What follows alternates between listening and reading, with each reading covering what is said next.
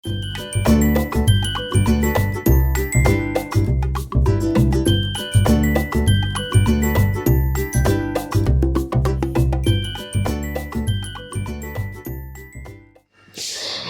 வணக்கங்க. இன்னைக்கு நம்ம பார்க்க போகிற கதை ராமாயணத்திலிருந்துங்க. ராமாயணத்தை எழுதியவர் வால்மீகின்னு நமக்கு தெரியும்.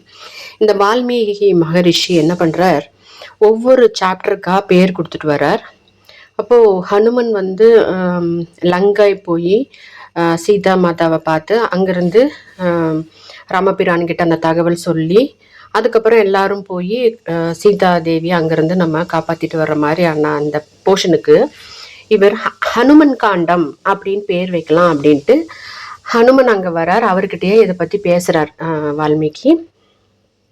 அப்போ ஹனுமன் என்ன சொல்கிறார், இல்லை என் பேர் கொடுக்காதீங்க, என் பேர் எழுதாதீங்கன்னு அவர் சொல்கிறார்.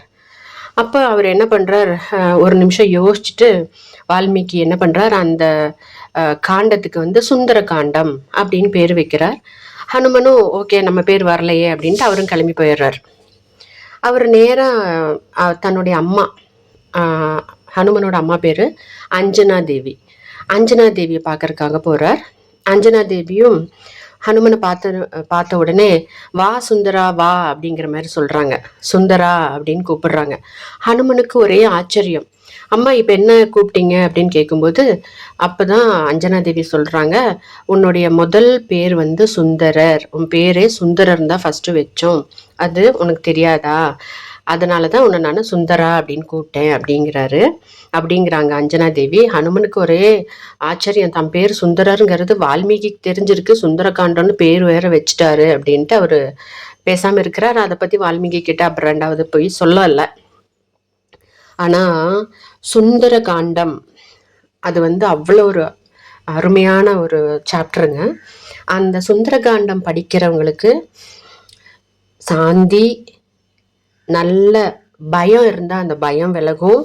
நம்ம தடைகள், நம்ம ஏதோ ஒரு காரியத்துக்கு போகிறோம், அது தடைப்பட்டுக்கிட்டே இருந்தோன்னா அந்த தடை வந்து பனி போல விலகும், சூரியனை கண்ட பனி போல விலகுங்கிற மாதிரி கரைஞ்சு போயிடுமாம்மா நம்மளுடைய கவலைகளும் நம்மளுடைய கஷ்டங்களும் தடைகளும் விலகும் அப்படிங்கிறாங்க. சுந்தரகாண்டம் பாராயணம் வந்து ராமாயண மாசத்துல ரொம்ப நல்லா பண்ணுவாங்க. வால்மீகி மகரிஷி எழுதுகிற மாதிரி நம்மளும் அந்த சுந்தரகாண்டத்தை பாராயணம் பண்ணுவோம். இந்த மாதிரி சின்ன சின்ன குட்டி குட்டி கதைகள் தாங்க நம்ம தினமும் பார்த்துட்ருக்கோம். நாளைக்கு இந்த மாதிரி ஒரு சின்ன கதையை எடுத்து வரேன். ஓகேங்க, பாய்.